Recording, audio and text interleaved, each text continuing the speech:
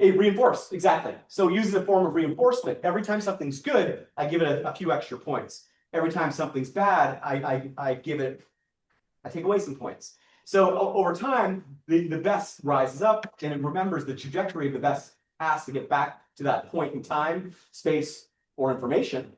Heartbeat is out of sync because it usually is in sync. I only care about when it's outside of that sync. If that makes any sense. So it's the opposite path. Yeah. Could you explain, like, if we created a normal agent, it might be follow these 5 steps, and it usually starts going off on its own. How is this different? So this is grounded. So a lot of the so spectrum development has become very popular with sort of plot-based development, where you write an MD file, you give it a PRD, product description of sorts, this sort of follow. The problem with that structure was it was ambiguous. It's like, I want this trading application that does a bunch of things and solves a bunch of problems for my customer, but what it didn't do is bound that in 2 really important parts: an architectural decision record and a data-driven design. So when you look at how I build my things, which is, you opened up a nice can of worms here, you'll see here that I've got a folder dedicated to, where did I put it? V3. And I think I called it implementation in this one. And you see ADRs. So every architectural decision that was ever made in this to build this, which is 250,000 lines of code, I get, I don't know how many hundreds of thousands of downloads a week, a lot, was made and defined in this document. So if we go into this random one, MCP security features. So what this is, it allows me to look and understand all the decisions that were made at that point. So if I need to come back to that point later, let's say I have a security problem I need to fix, I've got a record of all the things I did to solve that problem, and how it was solved, when it was solved, and how that affected other things. This creates a graph. Each of those architectural decision records is interconnected to each other through different forms of sort of connection that forms in that vector space I was talking about. That grounds the system so it can understand what it's built, what it needs to build, why it built it in the way that it did, and can it build it the same way going forward, which keeps it from drifting into weird rabbit holes and stuff you don't want, the kind of AI slop you see around, right? Where there's dead code and backdoors and just structurally inefficient. This approach allows me to build absolutely anything I can possibly imagine. So that, if you want to go down the rabbit hole for a moment, you're going to see. Well, actually, I'm going to launch a collective intelligence system later this week, which I'm calling Pi. So this is kind of the manifestation of a sort of global, distributed, anti-AI that learns, adapts, and understands. Think of like Wikipedia with a common mind, where people can connect to it, share information. It takes the sort of personal identifiable information out of it, but learns the structure of the things in which it's connected to, and then shares that with everyone else connected to it. And to do that, all you need to do is connect it to your MCP. I'm actually launching this on Pi Day, which is on Saturday, I guess. But this uses all the parts of my stack, and I deliver it in probably the nerdiest way possible. But essentially, I'm using, again, a combination of vector, graph, and other structures with a kind of agentic loop inside. The agents are the parts that learn, they adapt, they understand, they know, but they're ephemeral. They last for moments. And these moments could be like nanoseconds in length. You can check that out later. And I made it. The URL works with both PI, and if you're super nerdy and want to figure out how to type Pi, you can put that in the URL as well. That might be my favorite URL of all time. Can't believe it works. Right? Have you ever seen Pi as a subdomain? Anyway, I like that. Looks really good. It'd be really long to type out, though. Who the hell knows how to type it? But if you know where it is, it's like a secret sort of back dark entry. All right, so back to my chip. For those that came around, the chip is essentially all the things I've built on a tiny, this is a Pi 0.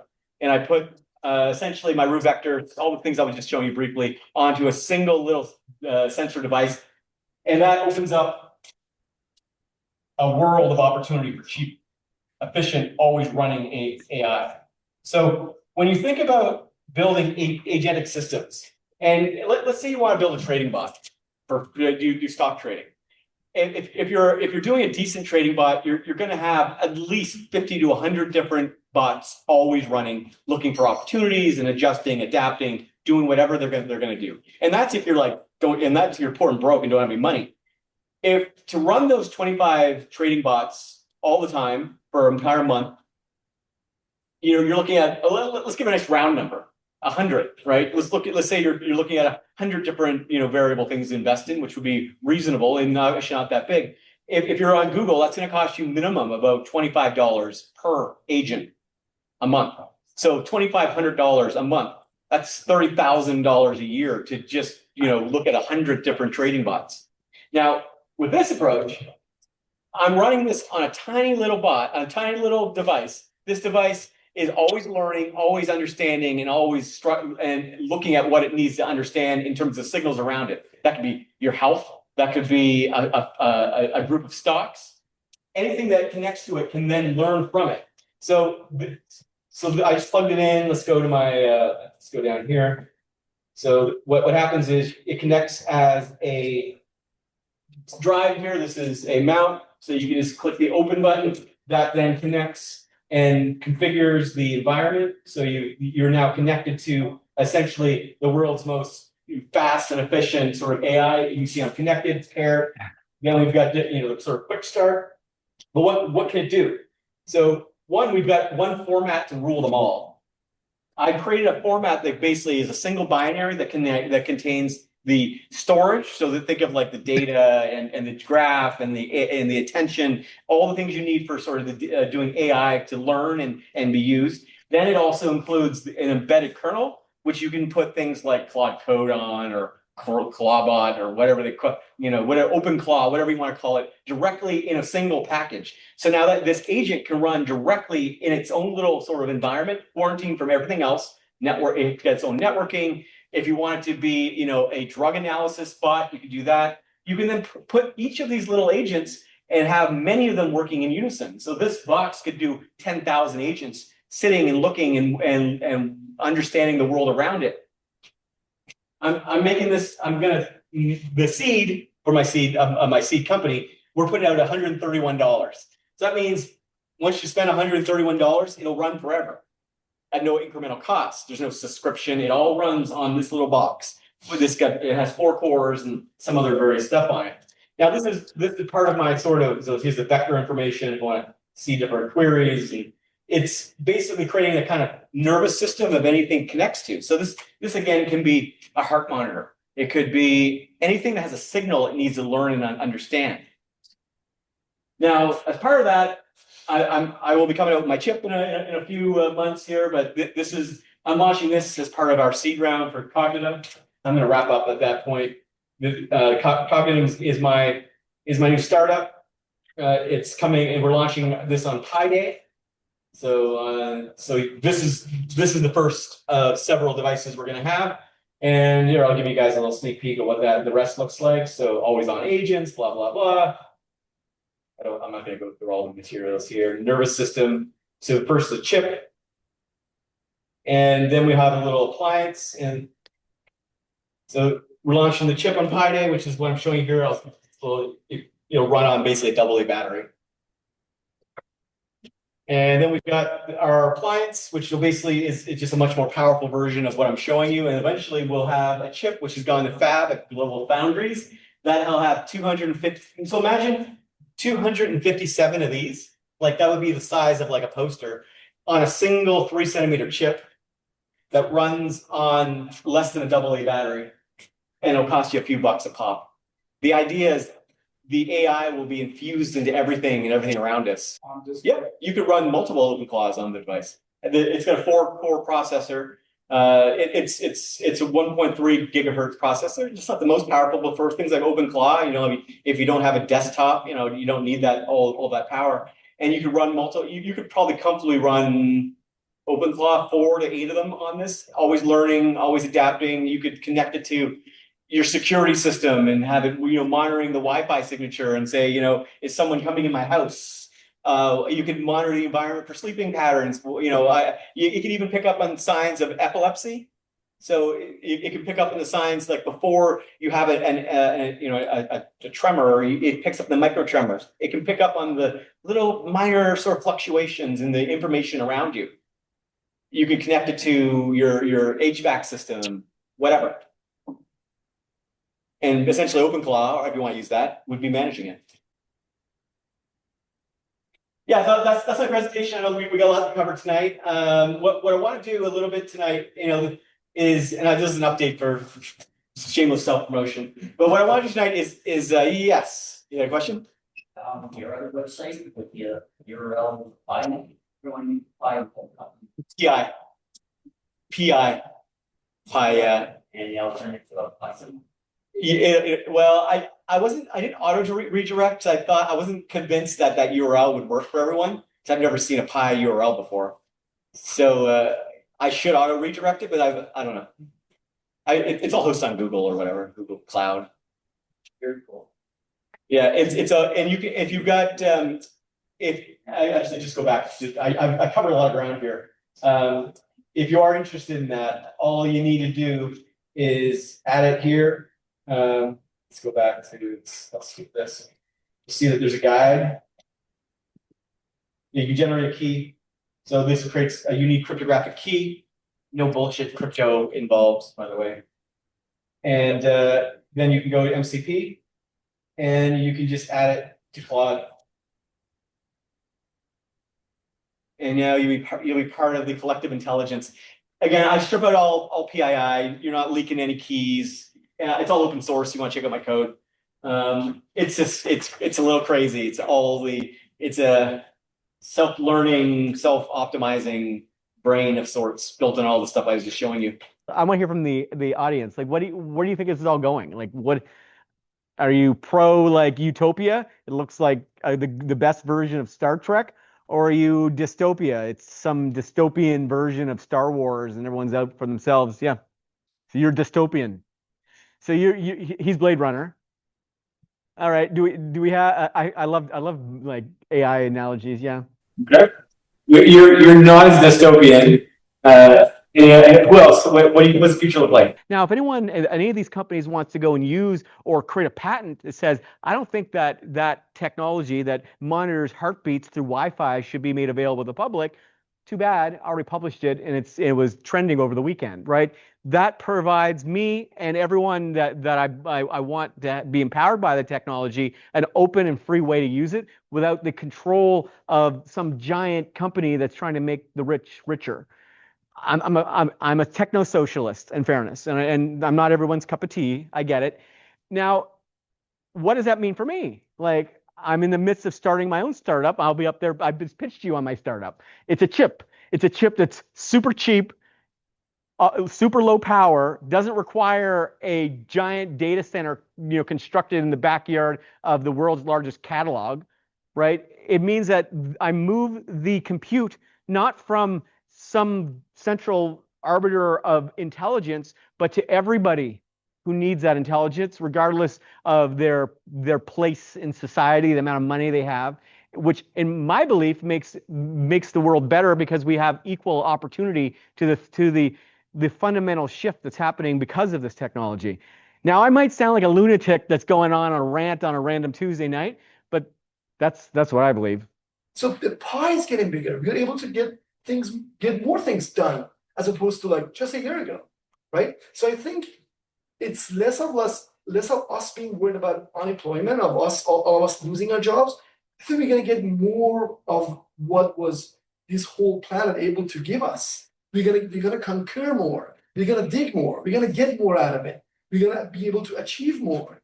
And it's so because of that, new jobs are gonna emerge. So I'm not saying we're not gonna ever have the problem of what Elon Musk said, universal income. Everybody has to get paid like $5 grand or whatever to be able to live.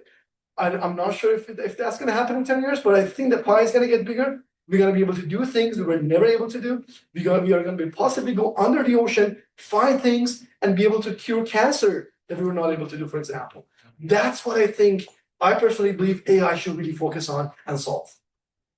Yeah, but even if we want to achieve that, then we need widespread adoption of AI in all the industry from the bottom up, right? From the very low end of gathering resources, right? So we can gather more resources, we can go beyond Earth or bottom of the ocean, like you said. And then from there, we if we have more resources to play with, then we can do more. Right? Like we can go to another planet, another system, the solar system, right? So there's much more we can do, but I think it has to start with a more widespread adoption of AI. Even I think Gary kind of Wycombe in their tweet about how less AI was adapted outside of coding, outside of like software engineering. Well, to be honest, many of it is a compliance, like in your industry, right? Yeah. I mean, we sell to pharmacies as well. Like, there's a huge HIPAA and pipe and PIPEDA, whatever that is. Yeah. Like the compliance out there, that is like, oh, if you're not compliant, like I'm really afraid of like possibly adopting this tool. So we'll see in a year or 2 or 3. It's the governments that have to sort of lubricate the path for us. It is the governments, and so I'll actually say, so AI looks very shiny right now. But if you actually look on the real ground and what people are still doing, if you go into a pharmacy office or if they go into doctor's office, they still use faxes.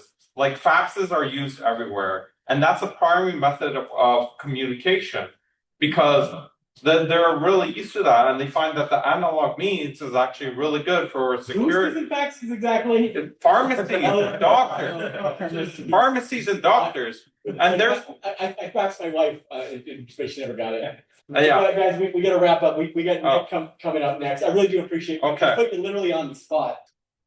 So I think we can see that as we are developing out these agentic systems and the pace of these harnesses to be able to create novel software faster and faster, to identify unlabeled problems and market opportunities continues to advance. That it's we are going to see the prices continue to come down. So as intelligence becomes cheaper, right? It became 40 times cheaper over the last 12 months. Once that happens again, 40 times cheaper. And as engineers, we're getting very, very good at stacking intelligence, metacognition. We're not asking, hey, find out about this sector. We're saying, hey, let's develop a panel of specialists to research this. And then we actually invoke a panel of specialists to determine who the specialists should be to conduct the research. So the metacognition is growing as the cost of tokens come down. Metacognition increases. We find more problems. We get more creative. So the prices are coming way down. As intelligence comes down, so will the price of everything else. So what is that world like? The notion of techno-socialism and in a world where it reduces, the price is reduced to the cost of the resources plus a little for almost everything. Now that's not a world of, I have employment in order to solve a problem that you can't solve, because these problems can be solved. So what does that look like? I want to give you one analogy for that. In a post-labor economy, when the human cannot provide value, economic value, either by labor or by intellect, in a competitive, economically competitive manner compared to AI or artificially driven robotics. And that day is coming soon. Well, if we think back 1,000 years, we all have our own histories. 1,000 years ago, in the winter, certainly in the north, we would live off of all of the hard work from the summer. We would plant, right? So we would tend to the gardens, and then we would harvest, and then there was a winter season where nothing could grow. And if we had peace from valley to valley to valley, and we were not in a condition of war, and our stores were full and the grains were full. And we had now only the winter to enjoy the fruits of our harvest. Then over the winter, we made music and we made art and we celebrated with each other. There is a social and human state that is to sow the benefits of your earlier work. And we recognize that in people who are retired. They worked hard and now they have a pension, and then they can live out their years enjoying the benefits of their hard work during their young career. We recognize that investors who make successful, wise decisions and then live off of the dividends and the benefits of their investments. And we can start maybe to conceive of it as a society that we have collectively contributed the data, everything that went into the experiment of artificial intelligence. And if the reward from that is that services and labor is now able to be provided, all the turmoil can be addressed by artificial intelligence, and we're left to reap the benefits of the work that we did as a civilization, which was to accomplish artificial intelligence. I think that's something that we could find familiar. I like the word altruism, and I'm not talking crazy altruism from like those guys at FTX. I'm talking about like actual altruism, like the idea of I want to make the world a world that I want to live in, and I want the people around me I want to treat the people around me the way I should be treated, the golden rule of sorts. If we can infuse that into what you just said, like, why do we have to work to live? Right? Like, I'm one of the lucky guys that gets to do what I'm good at, what people want, and what I'm appreciated for, and I guess I get paid pretty well for it. Like that, what more do I need? You know, and I think that's what you're describing, I think. Yeah, that's right. Like, you wouldn't ask a successful retired investor, you have no purpose, you know? Now they've had an achievement, and then now they're able to live and do everything that they want to do. It's not labor for the purpose of solving scarcity, because limiting scarcity is what could be the great enormous. I hope So too. the Nick, he's OG as well. I built a couple of things, if you can imagine this, on Sunday night. So to give you an idea of scale, what's possible. And one of my favorite hobbies is to actually get this guy in the corner here to look at Reuben's whole GitHub. And I'm like, okay, list all the GitHub repos in there and all the packages that are involved. And it'll never get them all, right? But it gets a fair amount. And then I say, okay, well, let's build something crazy, and then it gives me some like kind of surface level stuff. I'm like, no, like never been done kind of crazy, right? And then it gives me something more like what I want. So one of the ones I created was called Quake Vector. So it can detect earthquakes. So it's pretty sweet, right? So you can just read that really quickly. I'm just going to go through this fairly quick. I want to get to the fun stuff, not this like boring kind of explanation as to what it is, right? But it's a neuro terrain engine. So that's the graphic. I'm not going to go into full screen here. You want me to go full? Yeah.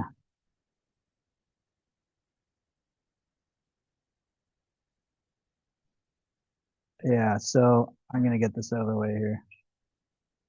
All right, so again, I'm not going to make this a lecture or anything like that. There it goes. All right, so, okay, that's much better. So you can see it's got the RVF. This is all Reuben stuff, but it's just applied to something, right? So sub-millisecond latency, which is pretty sweet. The GNN, this is all inside of Root Vector. Sona, which is a previous project that Reuben created, but it's also baked into Root Vector. So this is kind of what we're doing now. Sorry about that. This is what we're doing now. This kind of slow, sensor cloud. It's not really real time, right? So this Quake Vector, yeah, it's a lot faster. So it's a sensor stream, edge native. There's graph learning. This thing's pretty sweet. And then we get a predictive alert. You can see these three things are actually happening. Again, I'm not going to get into the physics and software, but it's essentially like you know, physics attached to like real world activity here. And I'm fooling around with this stuff, but anyways, I'm not going to go through a lot of, but you can see I'm using Ru Vector GNN, Sona. This is the Ru Vector core that I've used, and then the RVF runtime. Again, I'm not going to go through all this stuff, but you can see those are the core components. But let's get into the fun part of this, So, about a minute or so. So yeah, this is the open source repo. You can see all the features here. It's got the 256 dimensional embeddings. A lot of this is very similar. A lot of stuff I build, you'll just look at Ruben stuff and be like, yeah, because it's very, very similar because I'm following along, right? Just doing my best. So this is the repo. You don't need to see that. So okay, so is it ready? Oh, there. Okay, so earthquake. So you saw that this is simulation, obviously, but it's sort of taking a number of different what would be sensors, devices, etc., and it's got them baked in. So now it's like it's sensing earthquake, and you'll see it blow up whenever it's actually saying, oh, there's actually an earthquake somewhere in the network. So there, yeah. So it's pretty crazy what it is, but yeah, so you can see the event probability and you can see a probability timeline. So you can see like one of the sensors just visually. So yeah, pretty cool. Pretty cool. And you can see them coming in here. So with actual sensors in the network, this would work for real. And then, so this is not really something to worry about. Nothing to worry about. Maybe there's a high one in there, but once there's a high one that comes through, that's when you see that explosion at the top. So that was project number 1 on Sunday. Project number 2 was this synapse graph, which the earthquake thing I was excited about. But then when I did this one after, I was like, okay, this is the one I really like. So it's essentially like right now there's these brain computer interfaces. Don't ask me to get too far into that. It's something that's fairly new to me. But what I did find out was that there's not really like a very common, I'm sure it possibly exists according to Cloud Code. This is the first one ever. I don't know if I buy that, but it's certainly one of the few that exists. But it's essentially a memory layer in between that brain computer interface and like a physical device, like a wearable or something, right? And so what they typically work like is every time the person starts this process over again, it forgets everything from before and has to start all over again.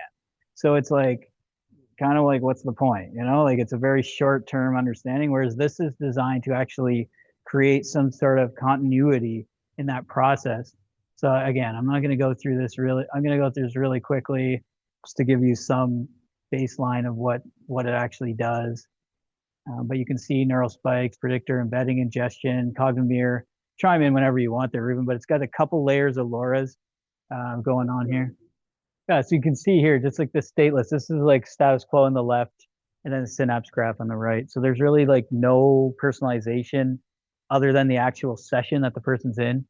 So this is a simple ingestion, processing, discovery, and output. You can see I'm using some of the same pieces of root vector here. Edge execution, so this is where the devices comes into play. You can see the stack here. Let's get to the good part, but you can see the foundation, the graph and temporal. You can see the different layers here. Graph attention based, dynamic bias. So it's got the routing adaptation. So you can see Revector's rotor core, Sona is used again, and the edge WASM boundaries for it to be sent out. So so this got the distributed neural mesh. Yeah, this is just throwing in the description of what I used to build it and the actual components of what I used to build it. And that's it. Yeah.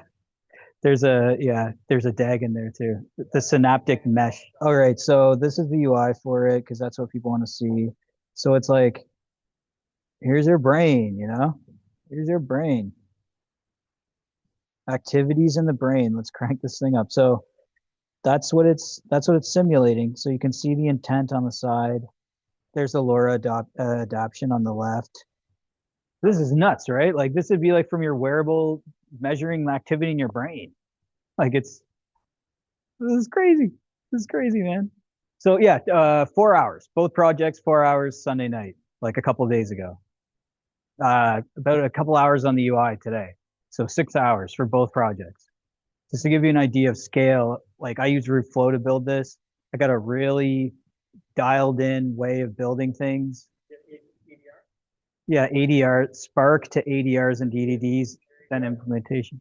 ADR. Yeah, so you can see them here. 3-tier temporal architecture. I'm gonna move this down. Yeah, and I usually create a Spark specification initially, and then I tell it to look at the Spark specification and create me all the ADRs that I need. And then it'll get to a certain point and I implement them either sequentially if it makes sense, or I will actually tell it to give me like a series of prompts that shuffle the ADRs and DDDs for like what depends on what. Because sometimes I find if I do it in sequential order, there'll be some like disconnect between them. So that's just what works for me. But you can see like the coherence gating. Ruve loves the ADRs. It helps a lot, especially if you already built something and then you're like, well, something's not working or I need to add something. Then you're just like, create an ADR for blah, blah, blah, blah, blah. And then it looks at the whole project and creates a coherent plan. And then, like Ruve said, it's like, it's a decision record. So you can see, and well, you can see, but also better, Claude Code can actually see what you built, what order you built it in. And then it can make a lot more sense of what it's doing. It's not like building random pieces here and there that are completely disconnected from each other. Then you're trying to wire them together and make them work. It sucks. Like we've all been there, in projects. So anyway, so you can see the proof gated graph attention. And this wasn't even that like a lot of projects will have like 30, 50 ADRs. Like this wasn't even that bad. And the reason being like I was using so much of what Ruben already built. And I made sure to tell it like which packages were involved. Well, I told our friend Claude browser extension to do all that work for me, right? But I made sure that it knew. So then it just made everything dependent on things that Ruve already built. So really it's like 7 ADRs in like an hour. And like I was kind of watching TV when I built this too. Like it's just a matter of getting these skills under control. Then it becomes second nature. Couple of hours or Yeah. couple of days. So. Yeah, and this kind of came from a little bit out of a product that one of the guys from the Agentics Foundation is building with Ruben's. You renamed it now, but it was the Wi-Fi depots, dense post, and and it was Review now. So I'm using all the OG names here, but it's able to determine where people are in a catastrophic event, where there was a hurricane that went through and people are trapped under rubble and stuff like that. So I'm like, could this be used for, earthquake detection maybe or something? And Ruben said it was good. So, I don't know, man. I don't know. Every week, even sometimes we're just having fun. And like one of these projects, it was just like we're joking around. And then it was like one got like 20, 30,000 stars or something where you were trending on X, on X. Yeah. It's like crazy, man. Yeah, I think it's going to be short-term pain and a lot of it for much long-term gain. And we're going to be able to do anything. Like the guy that has that idea and, with all his buddies around or she or whatever, we're going to bring those things to life and they're going to be 6-figure jobs for those people in that room that want to help he or she do that or they do that, whereas now we all know you got to go raise money, you got to go do this and that. So yeah, there'll be job loss short term, but long term we'll come out way ahead. Effectively, those are exactly as you're saying. Either individuals or very small teams that are able to disrupt very large incumbents, because very large incumbents, a lot of business models are dependent on the sophistication of the logistics or the delivery of the services. So as we all gain a significant amount of intelligence and can crack those and manage those previously difficult challenges, as Ruben was saying, inexpensively, that's a tremendous wave of opportunities as we move towards the elimination of scarcity. One of the critical things though right now is there's only handfuls of companies that can and locations that can make these computer chips. So I guess one of the things I was wondering is, is there a way to use some of this AI to come up with ways that can make chips, production chips, much cheaper than what it is now when you've got $1 billion clean rooms and so on. So first of all, the chip that got coming out is on what they call a 12 nanometer die. So give or take 257, because I like prime numbers, cores running at 8 gigahertz. So that's running on about 1.9 to 2 watts of power. So give or take a AA battery. And most of the time it's running much lower. That's peak. That means I'm cranking out all 257 cores at the same time. You know, it would consume about 2 watts, which is nothing, right? So I could pack tons of those into, let's say, a server box, right? These are 3 centimeters, right? So I could put thousands of them in there, and we run on about the power of a microwave, right? So it's 1,000,000 times less than a comparable GPU from NVIDIA and whatnot, H100 style, and it's $15,000 times less in terms of cost. That's my prototype. Luckily I have a chip designer that's my co-partner and co-founder of the company.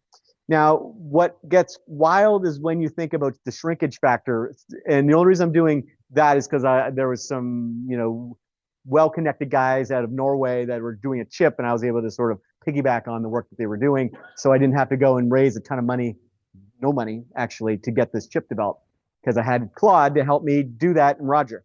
But where this gets crazy is when we look at the latest technology from Intel. So Intel last month, or just January now, came out with a new 1.8 nanometer die.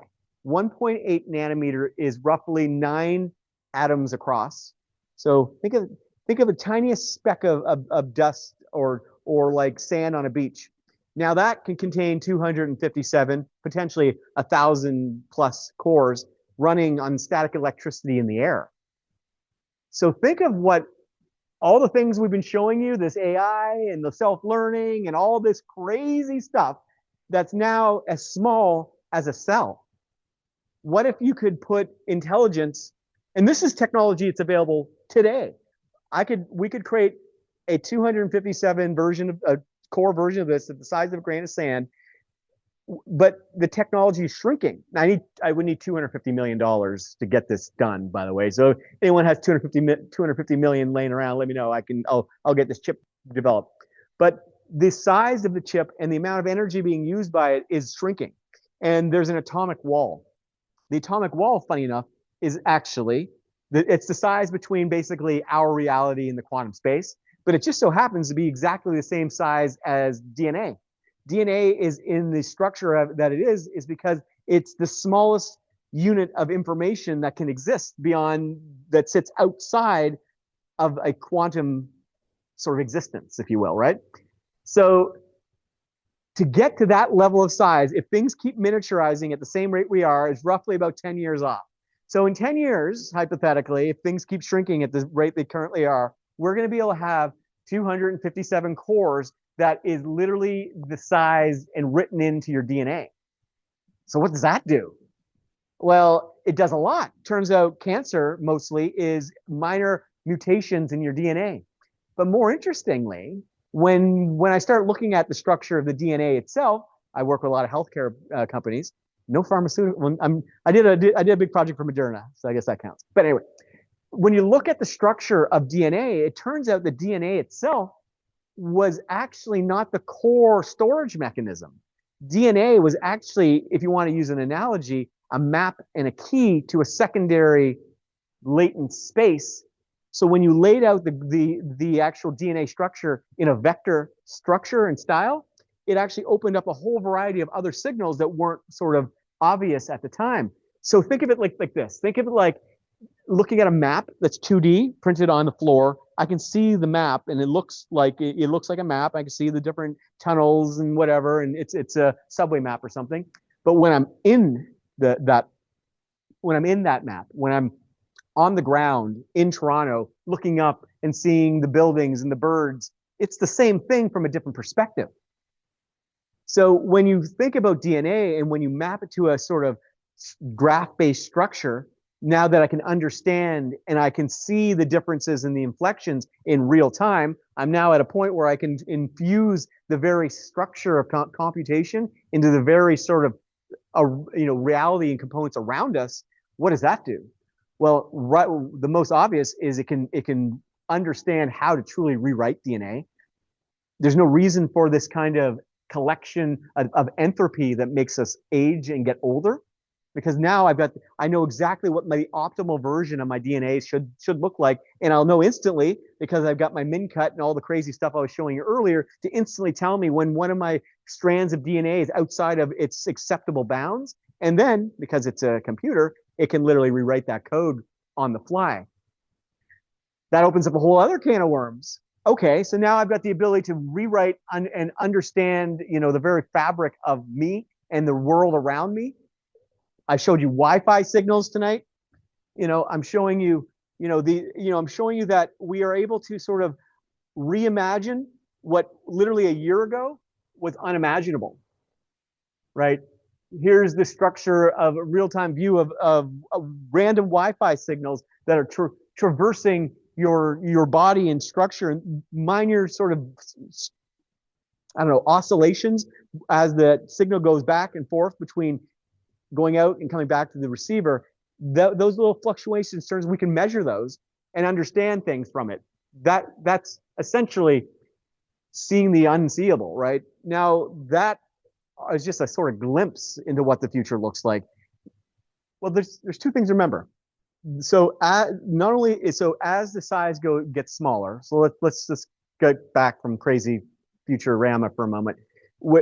As the size shrinks, the energy consumption level shrinks as well. So you use a heck of a lot less power. Now, that's important for a couple reasons, right? One, at a super small size, it also gets way cheaper. So let's say this chip at scale is going to cost me $10 a chip, right? And there's some markup, whatever that happens to be. At 1.8 nanometers, assuming I have $250 million to drop, the actual cost of that chip at scale becomes pennies.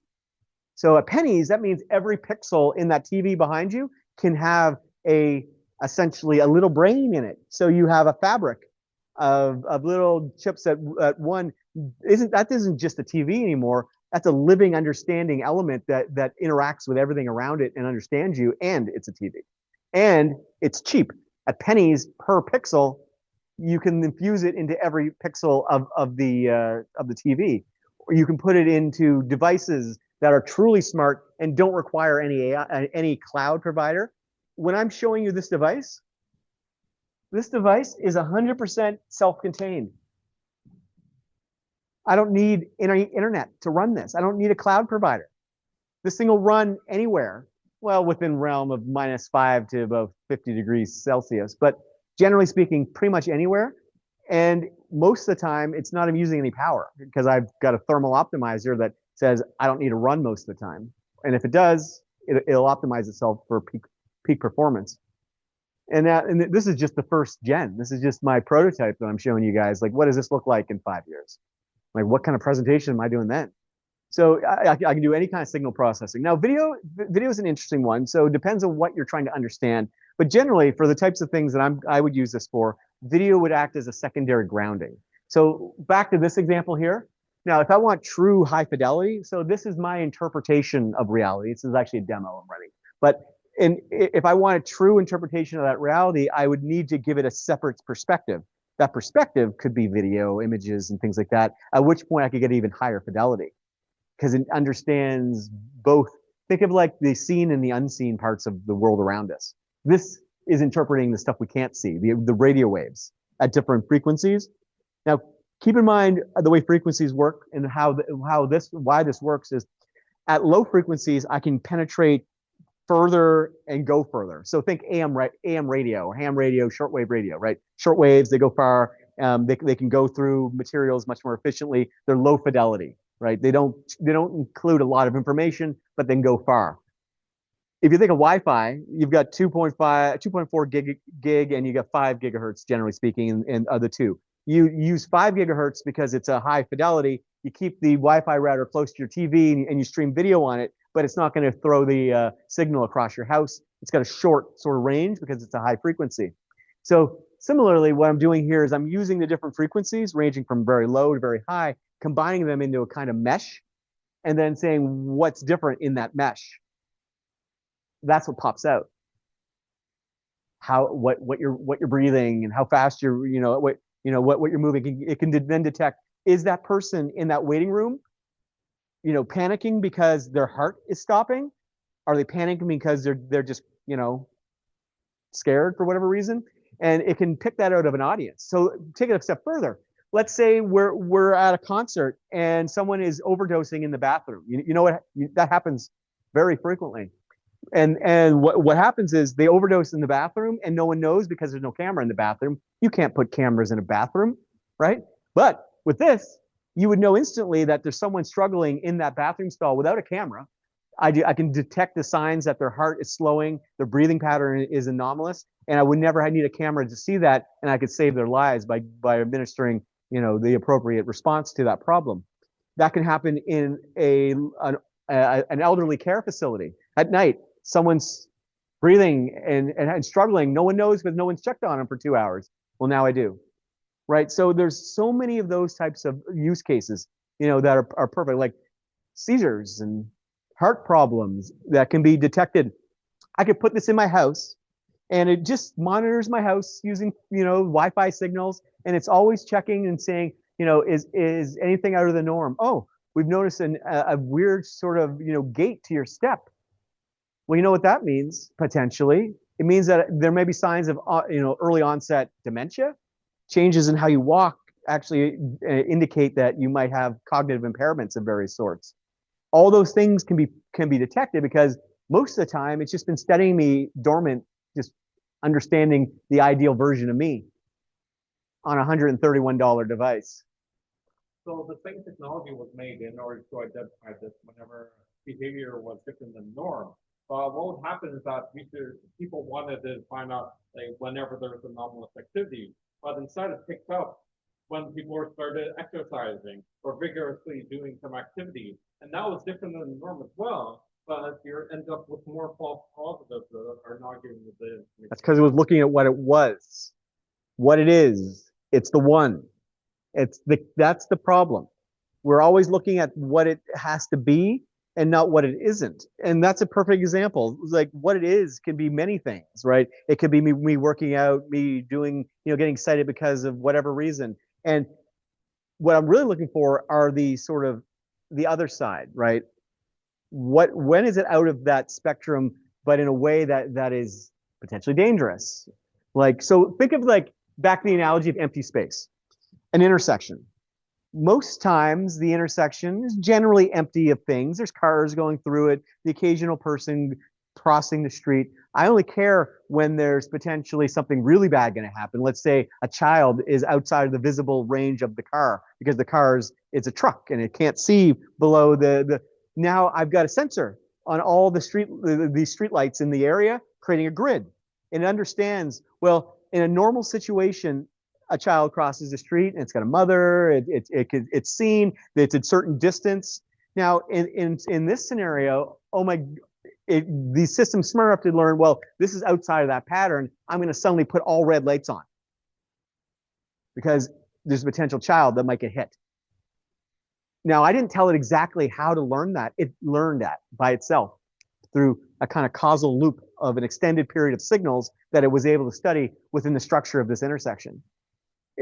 So that was one of my first problems I had to solve here. So what I did is I used transfer learning. So once I get a baseline for certain problems, and I'm showing you the different transfers that I'm doing here. So these are different mechanisms I use to sort of learn the structure, right? So in this case, I've got a crowd, or I've got different options here. So once I can learn the structure, I can then pass those and apply those to other areas as I kind of like, like when a bird flies south, it kind of instinctively knows how to fly south. It's never really been told, and even when you separate it from a flock, it somehow knows to fly south. That's a kind of instinct. So I can train the system to have those initial instincts, and those instincts are the kind of baseline for what it needs to do going beyond that. So now I've got a security system, and it generally knows what an intrusion looks like versus friendly activities and things like that. But then it's learning sort of beyond. So it's kind of like a baby taking its first steps and then learning life as it sort of goes. This is an incremental learning system. It isn't like a pre-training where I take a language model and I say, here's all the information in the world, train, done, and doesn't change. This is, here's what you need to know, and incrementally over time, it's going to get better, studying, understanding things adjacent to what it needs to know. So it's a series of things. So SONA is the self-learning neural network architecture. I love acronyms. And the real trick is a combination of something called EWW, whatever. It allows you to basically understand and remember. So it's the same mechanisms that language models use to sort of when they're fine tuning and training the model to remember the most important parts. The difference is I'm using that on an ongoing basis. That provides the ability to, again, incrementally tweak the models ever so slightly when things are learned or need to alter because good or bad or some causal effect. There's a whole series of crazy under the hood that makes it happen. But the most important part to remember is it's working in the structure of a kind of vector graph attention space, that round ball of information that I was describing. Generative AI. So there's generative AI generates the most probabilistic output. Language models, image models are generative AI, right? And you give it a question, create me a picture of the Pope with, holding something. It'll generate that. Now, mine is a contrastive model. My model doesn't look at the generative output of something. It's not trying to create. It's trying to understand through mathematical bounds. So it's contrastive. It's saying, what's the contrast in the component to understand what it needs to do? So it's not perfect for everything. It's not, you're not going to use it. You're probably not going to use it for generating pictures of the Pope or whatever. You're going to use it for understanding the life of the Pope and the important parts of that life. What were the points in his life that were that led him to become the Pope? I'm going to be able to understand the trajectories, the interconnected relationships of really complicated networks in a way that's real time and simulated across many different bounds. So now I can simulate a question and get a most probabilistic result saying, how can I make the future that I want for this particular company or this particular decision, and then simulate all the possibilities of every decision that's meaningful and have that guide me to that result. So it's a different diamond envy. Envy diamond? Google that. Ask Claude about diamond envy quantum sensor. If you want to, if anyone's working in this sort of, oil and gas, minerals, pharmaceuticals, medical, this, in my opinion, is probably the biggest breakthrough other than my MinCut thing that we've had this year. And it's room temperature quantum sensing at a femto scale structure. So that means whatever femto is, like subcellular level. And you can crank that stuff out. So do what Nick did with one of those devices. You'll reinvent entire industries, I'm sure.